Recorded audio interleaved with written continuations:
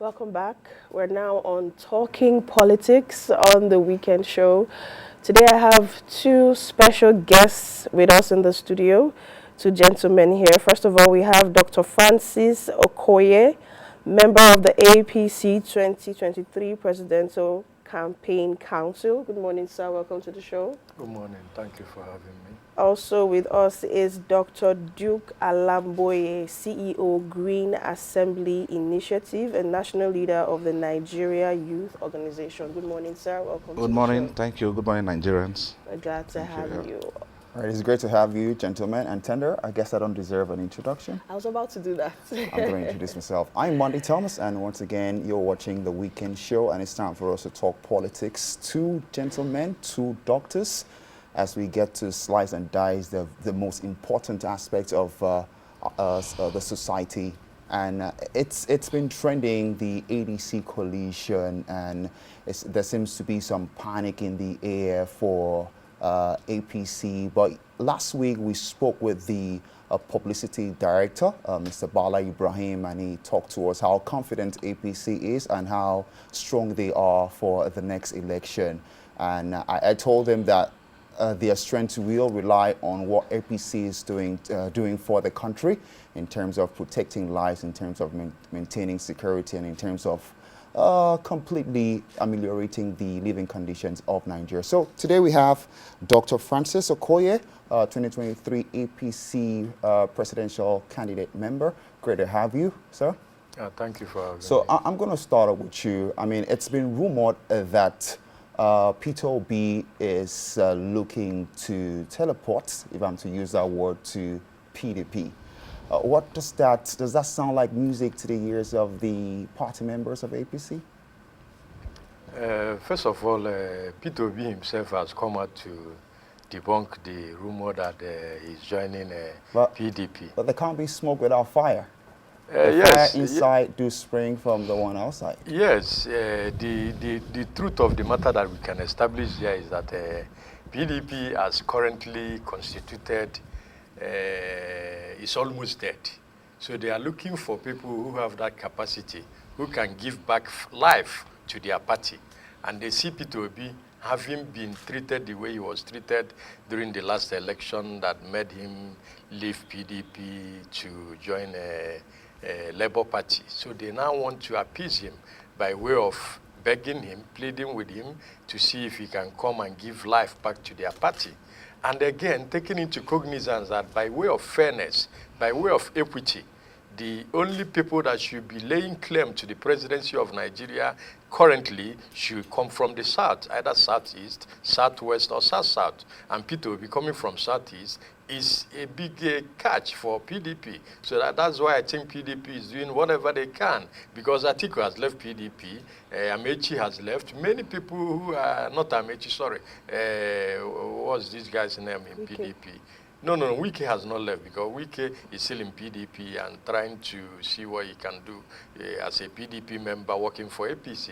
So there are many other PDP members like Dino Melaya, the rest of them, who have left and joined the coalition. So PDP is like empty. And if you look at it again, their governors, take for instance the Enugu State Governor, who is one of the major stakeholders of that party in Southeast, is on his way to my party, the APC. So if you look at it, that coalition that Atiku and the rest are forming, they are not able to have even one governor to join them in the coalition. So to me, PDP is empty. So the only thing that can bring back life to PDP is somebody from the southeast, southwest, or south-south coming to run for an election with their party, a presidential election, and that is Peter Obi for them. So Peter Obi, having denied that, like you said, there is no smoke without fire, but we have to believe him in what he said by the fact that he said that he's not joining any PDP.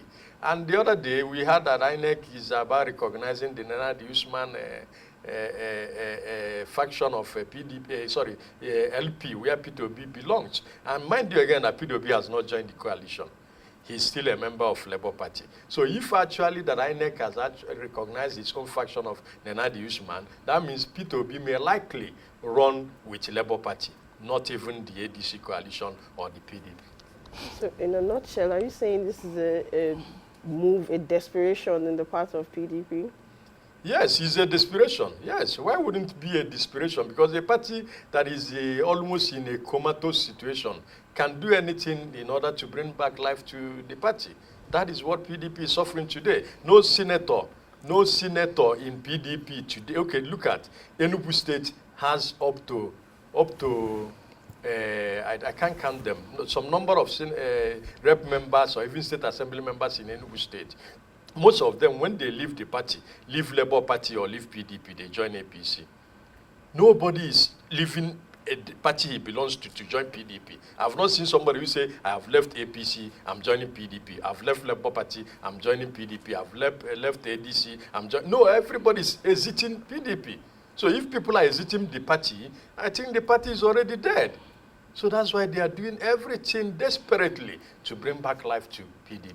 All right, Dr. Jude, let's talk to you. As he has mentioned that Peter Obi has not joined the coalition yet. He's still very much with the LP, but we know that it is not very, he's not so strong with them right now, and there are chances that he will be moving anytime soon. So he has talked about the desperation from the side of PDP and the players who have left, the top players who have left.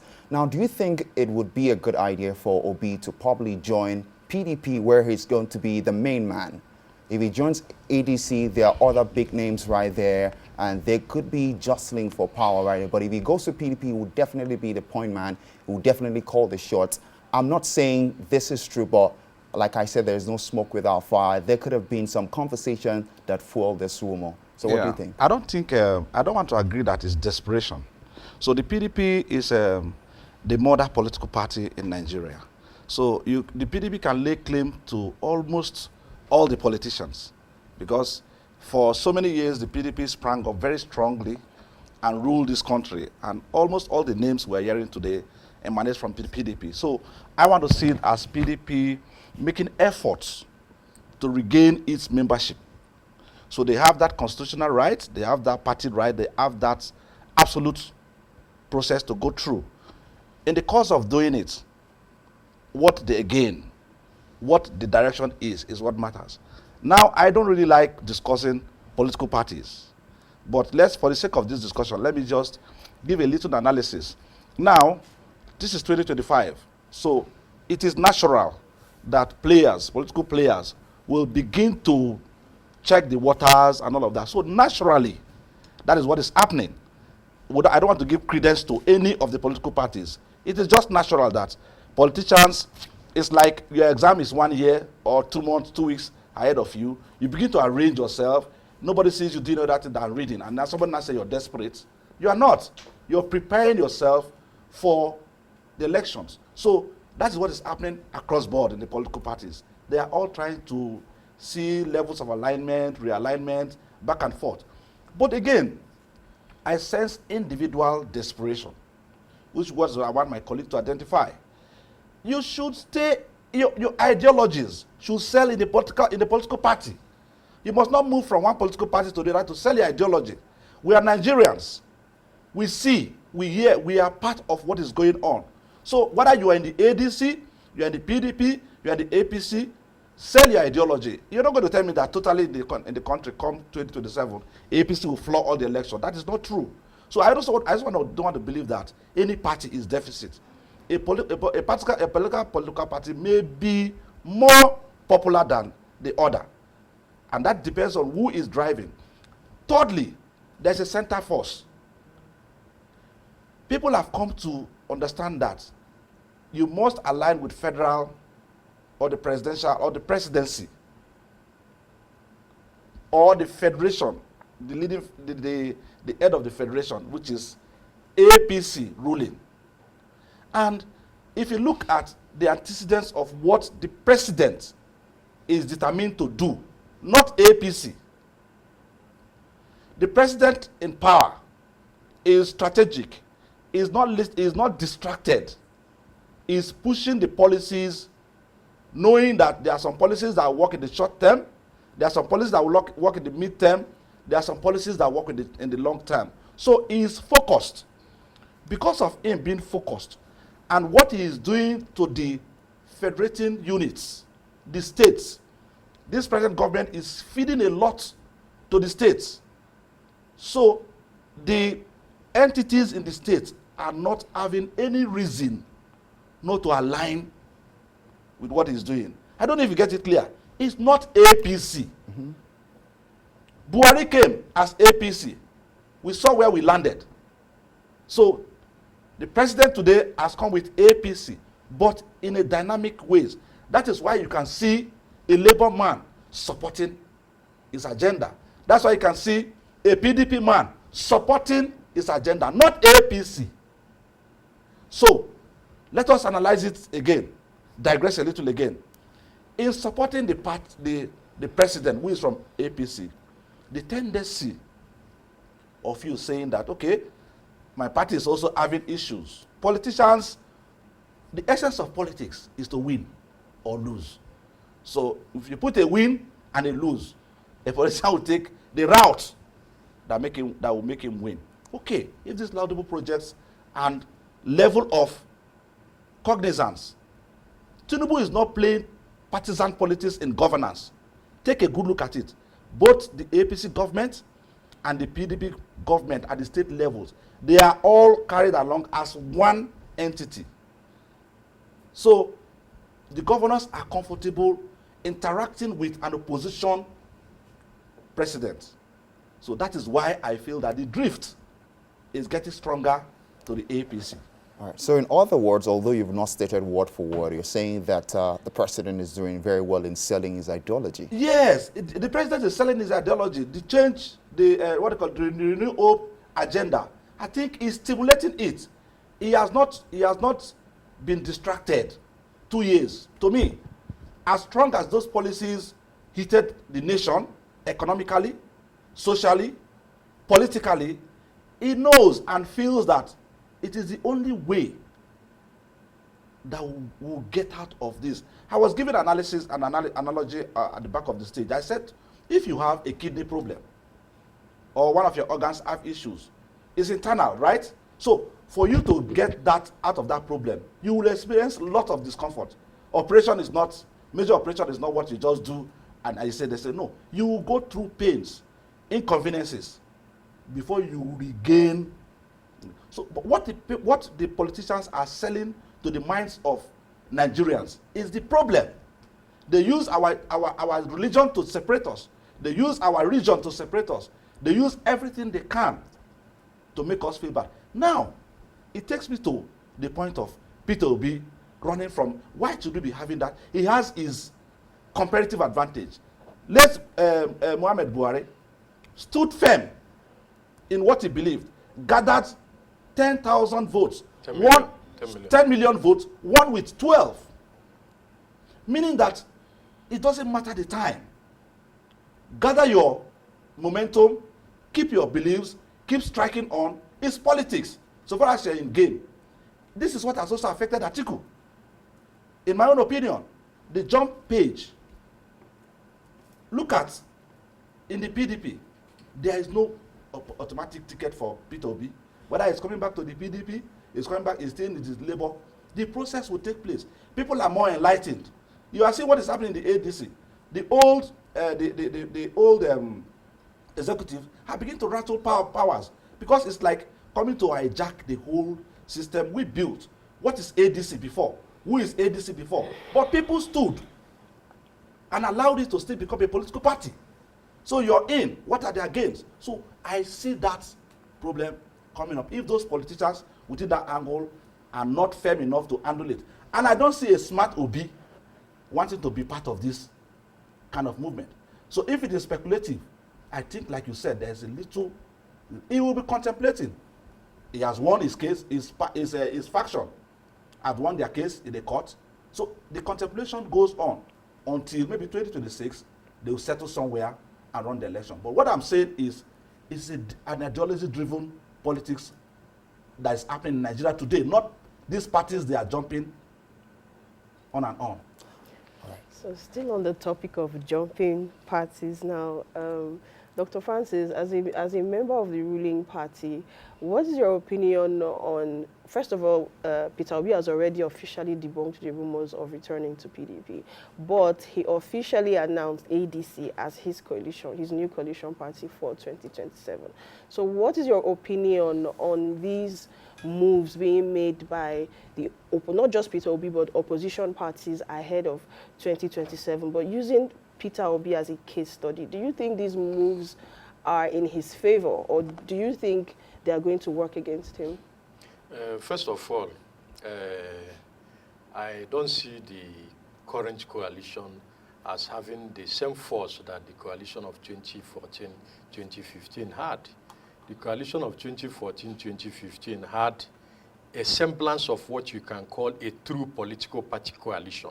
Political party in the sense that those parties as at that time collapsed their own political parties. AMPP was there, New PDP was there, I mean the ones led by Rotimi Amechi, CPC led by Buhari was there, ACN led by Tinubu was there, and I think a faction of APGA led by Rochas Korocha. These were the 5 political parties, so to say that collapsed their own political parties, apart from PDP, but the new PDP had like 5 governors, had some ministers, had some senators who joined. So you could call that 2014-2015 as a real political party coalition. They, somebody like Ogbonna Onu, who was national chairman of AMPP, left his position as national chairman because of the coalition of AMPP. Somebody like Buhari left his ambition as at that time in CPC and collapsed into APC. Somebody like Tinubu, the same thing. So you can call that one real coalition because they had governors, they had ministers, they had senators, they had state assembly members, even speakers of houses of assembly who were there.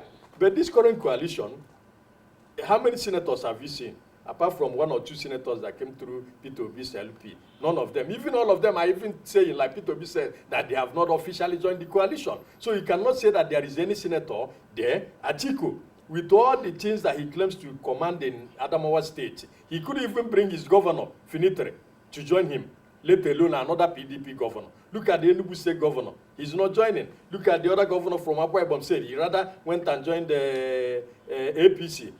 So what is the coalition for? So what I will say is that this is a coalition of individuals, retired politicians, aggrieved politicians. I call them aggrieved members. Okay. That's what I call them. So Aggrieved members. So who were aggrieved maybe because of the fact they didn't get 1 or 2 things from the polity or from the current APC-led government. They now came together and said they are forming a coalition. That is why my brother Peter Obi is looking at them with one eye. Because Peter Obi has currently been observed. He's not, has not officially joined the coalition. So to me, that so-called coalition doesn't have that force, doesn't have that vigor, doesn't have that strength of 2014, 2015 that enthroned Buhari as president of the Federal Republic of Nigeria. Now, talking about coalition, if you look at the configuration of the executive, starting from former Senate President David Mark to the secretary and other positions that they just assembled, I think 3 days ago, you will observe categorically that this is Atiku political party, not even Atiku coalition. This is what it is. okay. And at the end of the day, I am telling you with authority on this studio that they will produce an Atiku as the presidential flag bearer of that party come next year. So it's not a coalition. So to me, the opposition are not yet ready. The only thing they have succeeded in achieving is that they have kept our government or our party on their toes. Some of the things that Tinubu government is doing today, some of them can be said to be as a result of this force that the so-called coalition are pushing. Like he said, Tinubu has been focused, he's not distracted. But I can say it as an APC member that some of the actions my government or our government are taking today are as a result of this force of these people who have just assembled saying that they will eject the government out of office. To me, they will just try to shake the polity, but they will not achieve any meaningful result. Because to an extent, too, What are these people going to give us that is different from what we already have or what we have had in the past before even Tinubu came in? Is it Rotimi Amechi that is going to offer a new thing? Or is it Rufai? Is it Atiku Abubakar? Is it who among them do you think that will give us something different more than what we are seeing today? The Tinubu administration has succeeded in bringing policies. I will use the word harsh policies, because this is what we need at this particular point in time. If we don't solve these problems now, I think we may not have a Nigeria to sit in or live in the next 10 to 15 years. So those harsh policies that Tinubu administration has been taking in the last 2 years and 1 month is gradually bringing benefits. Okay, I think January this year, I bought 1 bag of rice, 105,000 naira. The same bag of rice I bought 105,000 naira, I bought it 55,000 naira just last week. What is happening? It means that those harsh policies are bringing the prices of food commodities and other things down. All right. So, Dr. Duke said that this jumping of page, these politicians are not selling their ideologies well in their former or previous parties. So I'm going to come to you because I want us to get to clearer terms. Would you say that these politicians that are just moving about, possibly the ADC coalition, that they are just looking for their own pockets since they weren't able to sell their ideologies that made sense in their previous party? Would you say they are just looking for their pockets now? Yes, to an extent, that is what they are looking for. In fact, first of all, politics is first personal interest. Even the politician... Should that be so? I'm coming. Even the politician that you are seeing as a saint among all the politicians, we first of all look for his personal interest. What is her personal interest? Take, for instance, if I'm running for the president of Nigeria now, getting the presidency of Nigeria is my personal interest. If I don't get that presidency of Nigeria, how will I be able to use that position of a president of Nigeria to affect the common people on the street? So first of all, politics is about personal interest. So if you say that all of them are selfish, not a bad word to use on them, because politics itself is selfish. So they are all going there to achieve, first of all, their personal interest of becoming either president, vice president, minister, senator, or what have you. Or vice president, or any other appointed position, or anything they can get from that government of coalition if they eventually win, which I know they are not going to win. So it's about selfish interest, personal interest, which if they achieve, they can be able to use the instrumentality of that office to affect the commoners, if actually that person has a good vision, like Tinubu has. But if the person doesn't have, he will just be there bench warming the seat, like we are complaining in my state in Anambra, where most of the people elected as House of Rep members, senators are not doing anything. And they are waiting till next year when campaign will start to come back again and still throw in their basket for people to vote them in as elected senators or House of Rep members again. But we are waiting for them at the poll. Thank you very much, sir. Due to the time constraints, we have to wrap it up here. But before we go, Dr. Duke, what are your final words in this conversation? What are your predictions for 2027, and how do you see the whole political atmosphere playing out? Well, let me take an instance of Lagos again. Any government that concentrates and builds for a long time progresses. Like I earlier on said, there are policies that drive within the terms. So we must deliberately allow it. I've sat down, I've thought of it. He has given the illustrations already. The difference between the coalition of the APC, that brought about the APC, and now the ADC, they are quite different. The ADC coalition is looking like people that are testing the waters. So we want to see them collapse their structures, their political parties. In fact, there is no even local consultations. Before the APC came up, there were strong moves. Let me leave that. He has said it all, and that is the truth. So, to align with what he has said, I don't see a Tinubu that was outside, largely criticized, battered, still won an election with the structure he has built for so many years, with the beliefs he has put in people's mind. Today he is in power. I can tell you that this is the time Tinubu will not even rig this election, and he will win. So you're saying...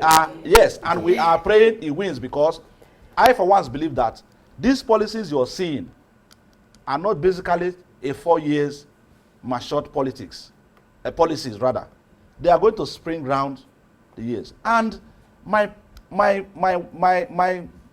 happiness will be when a successor that will come and continue. This is what they've done in Lagos. And that's why we all want Nigeria to be like Lagos. They have long-term policies, and every governor that came had followed those policies. So if not for a fundamental right or an obligation for a nation to run election for 2027, I would have said we give, is it a referendum, an agreement for Tinubu to continue till he finishes.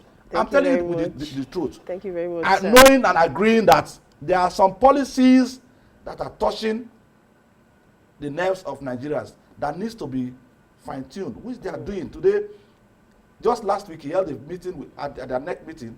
He said the governors should stimulate thousands of people economically, productively in their, because he's giving much to the federating units.